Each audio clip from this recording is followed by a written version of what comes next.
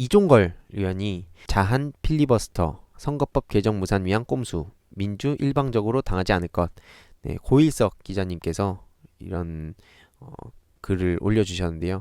더불어민주당 이종걸 의원은 지난 29일 밤 페이스북 글을 통해 자유당의 필리버스터는 선거법 개정을 지연시켜 현행 선거법으로 선거를 치르려는 꼼수라며 민주당은 일방적으로 당하지 않을 것이라고 말했습니다.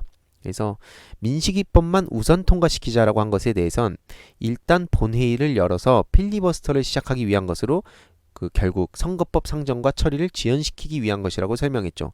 쉽게 말하면 꼼수를 부린다는 거예요. 그걸 협상 카드로 쓰면서 결국에는 자신들의 어떤 본질인 이 국회가 돌아가지 않도록 만들려는 속셈인 거죠.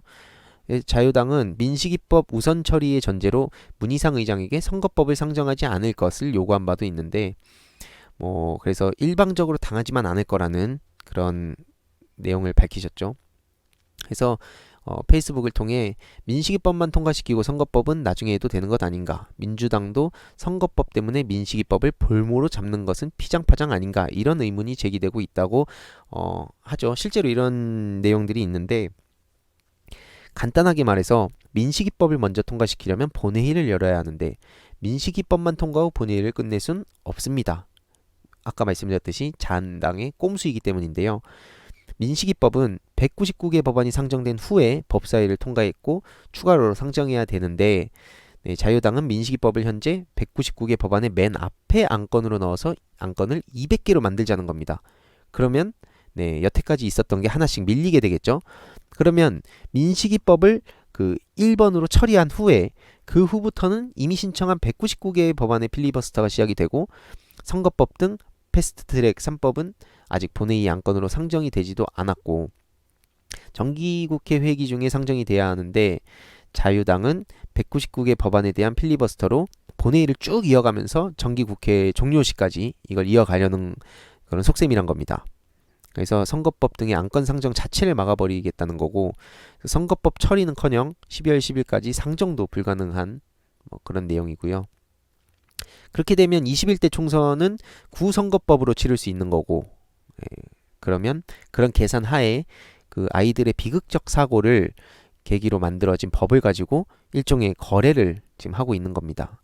당연히 민주당은 이런 자유당의 말도 안 되는 전략에 호락호락 당하진 않을 거라는 계획을 말씀해 주셨는데, 또 다른 기사가 하나 올랐습니다. 자유당 필리버스터 국회 앞으로 어떻게 되나.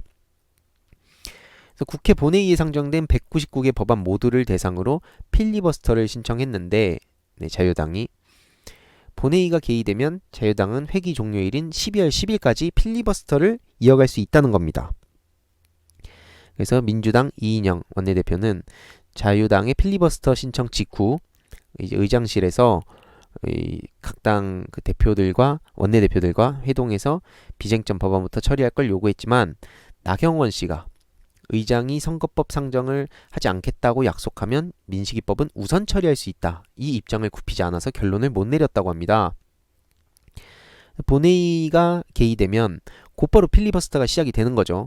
그래서 12월 10일까지 국회가 마비되는 상황을 그러면 결국엔 막을 수가 없어서 민주당은 의원총회를 열고 본회의에 불참하여 무산시키기로 했다고 합니다. 여기에 민평당과 대한신당도 이 요청을 받아들여서 본회의가 무산이 됐고요. 원래 본회의는 재적의원 5분의 1 이상의 출석으로 개의할 수 있어 한국당이라고 부르긴 좀 그러네요. 자유당 의원들만으로도 본회의를 개의할 수 있는 의사정족수는 되지만 관례상 법안 처리를 위한 본회의는 의결정족수 148명을 채운 뒤 개의하는 것으로 이어져 왔다고 합니다. 그래서 민주당은 공수처 법안과 수사권 조정 법안 등의 검찰개혁 법안 자동 부의가 예정된 12월 3일 이후로 본회의 일정을 잡을 거로 보인다고 하는데요.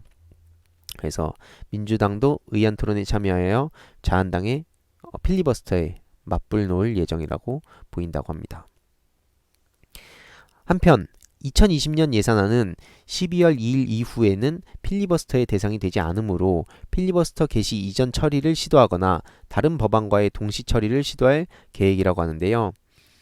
이번 본회의에 상정된 법안 처리가 무산되면 곧바로 다음 회기를 열어서 개의할 수 있고 그 다음 회기가 시작되면 처리가 불발된 법안은 회기 개시와 동시에 최우선적으로 처리를 해야 됩니다. 그러니까 최우선적으로 처리를 해야 되기 때문에